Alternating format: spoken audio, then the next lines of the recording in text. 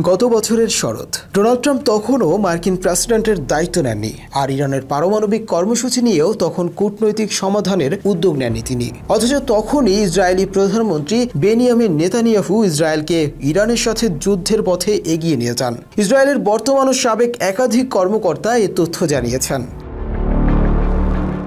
ইসরায়েলের বর্তমান ও সাবেক কর্মকর্তারা আরও জানান, গত বছরের অক্টোবরে ইসরায়েল ইরানের আকাশ প্রতিরক্ষা ব্যবস্থা ধ্বংস করেছে। ইরানের প্রধান মিত্র লেবাননের সশস্ত্র গোষ্ঠী হিজবুল্লাহকেও দুর্বল করেছে তারা। পরে নেতানিয়াহু সামগ্রিকভাবে ইরানে হামলার প্রস্তুতি নিতে নির্দেশ দেন। ইসরায়েলি গোয়েন্দা কর্মকর্তারা গোপন বৈঠক করেন। তারা ইরানের পরমাণু বিজ্ঞানী ও সামরিক নেতাদের একটি তালিকা তৈরি করতে থাকেন, যাদের ভবিষ্যতে হত্যার লক্ষ্যে নিশানা করা যেতে পারে। একই সময় ইসরায়েলি বিমান বাহিনী নিয়মিত লেবানন, সিরিয়া ও ইরাকের আকাশ প্রতিরক্ষা ব্যবস্থা ধ্বংস করতে থাকে। উদ্দেশ্য ভবিষ্যতে ইরান বিরোধী হামলার জন্য আকাশপথ পরিষ্কার করা। এদিকে ইসরায়েলি কর্মকর্তারা যুদ্ধের প্রস্তুতির আরেকটি কৌশলগত দিক নিয়ে কাজ করছিলেন, আর তা হল ওয়াশিংটনের সমর্থন অর্জন করা। ইসরায়েলি কর্মকর্তাদের দীর্ঘদিনের বিশ্বাস, ইরানের পারমাণবিক কর্মসূচিকে লক্ষ্যবস্তু করে যুক্তরাষ্ট্রের অংশগ্রহণে সামরিক অভিযান চালানো হলে তা এককভাবে ইসরায়েলের অভিযান থেকে অনেক বেশি কার্যকর হবে।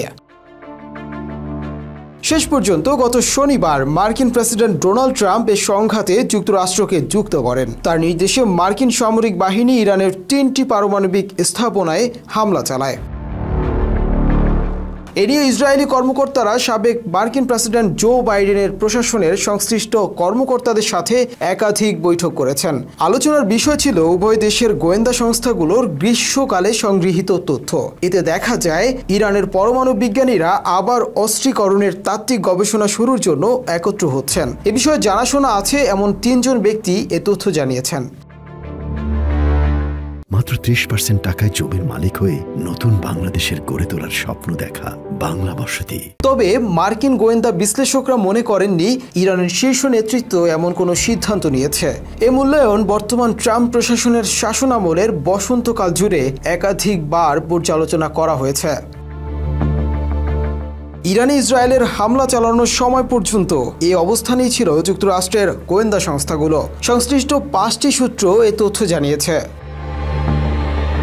তবে ব্যক্তিগত আলোচনায় ইসরায়েলের জ্যেষ্ঠ কর্মকর্তারা বলেছেন, গত মার্চ মাসেই তারা সিদ্ধান্ত নিয়েছিলেন যুক্তরাষ্ট্র অংশগ্রহণ করুক বা নাই করুক, সর্বোচ্চ জুন মাসের মধ্যে ইরানে হামলা চালানো হবে। আর এই সিদ্ধান্ত হয় নেতানিয়াহুর গত 7 এপ্রিল ট্রাম্পের সাথে সাক্ষাতের আগেই। এমন সিদ্ধান্ত নেয়ার কারণ হিসেবে বলা হয়েছে, চলতি বছরের দ্বিতীয়ার্ধে ইরান তার আকাশ প্রতিরক্ষা ব্যবস্থা পুনর্গঠন করে ফেলত। একটি সূত্র এমনটাই জানিয়েছে। শেষ পর্যন্ত যখন নেতানিয়াহু 13 জুন ভোরে ইরানে আকস্মিক হামলা চালান, তখন ট্রাম্পের কূটনৈতিক আলোচনা চলছিল। হামলার সিদ্ধান্তটি নতুন কোনো গোয়েন্দা তথ্যের উপর ভিত্তি করে নেওয়া হয়নি, বরং ইসরায়েল একে একটি অন্যতম সুযোগ হিসেবে দেখে আগেই তৈরি করে রাখা পরিকল্পনা বাস্তবায়নের সময় হিসেবে বেছে নেয়। পারমাণবিক অস্ত্র কর্মসূচিতে ইরানের অগ্রগতির যথেষ্ট প্রমাণ নেতানিয়াহুর কাছে ছিল কিনা এ প্রশ্নে বিশ্বজুড়ে তীব্র বিতর্ক রয়েছে। একই সাথে আন্তর্জাতিক আইনের দৃষ্টিতে এ হামলার বৈধতা নিয়েও প্রশ্ন উঠেছে।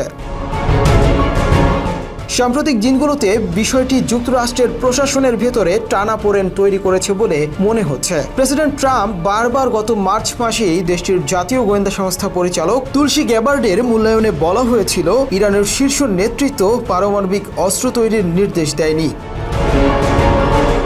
আবার সাম্প্রতিক কিছু সাক্ষাৎকারে নেতানিয়াহু স্বীকার করেছেন, পারমাণবিক অস্ত্র তৈরির পর্যায় থেকে ইরান এখনও কয়েক মাস কিংবা 1 বছর দূরে রয়েছে। তবে এই অভিযান চালানোর কঠিন সিদ্ধান্ত তিনি কয়েক মাস আগেই নিয়ে রেখেছিলেন। মুনতাসির তাশরিফ, বাংলা এডিশন।